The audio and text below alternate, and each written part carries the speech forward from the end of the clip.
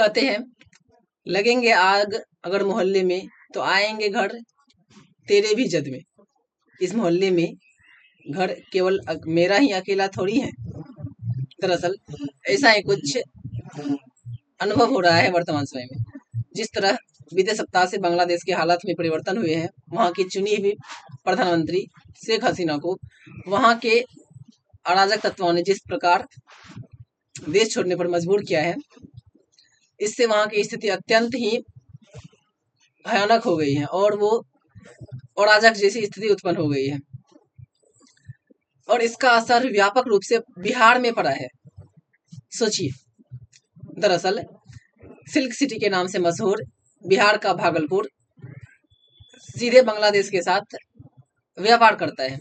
भागलपुर का नाथनगर, जो कि तसर सिल्क के उत्पादन के लिए जाना जाता है, वहां से तसर सिल्क का उत्पादन होकर के उस पर कढ़ाई करने का कार्य करने के लिए बांग्लादेश भेजा जाता है और लोगों का मानना है कि बांग्लादेश के कारीगर कढ़ाई करने में माहिर हैं और उनकी की हुई कढ़ाई पूरे देश में प्रसिद्ध हो जाती है। इसलिए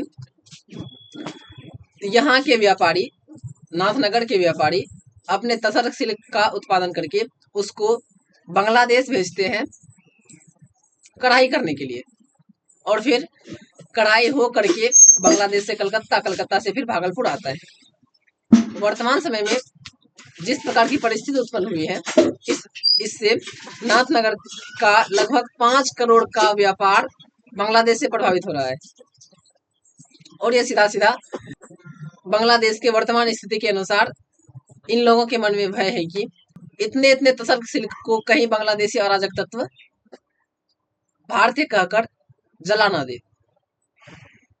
दुखद बात यह है कि नाथनगर के ही लगभग 20 व्यापारी वहां पे फंस चुके हैं और अब तक उनसे कोई संपर्क बन नहीं पाया है।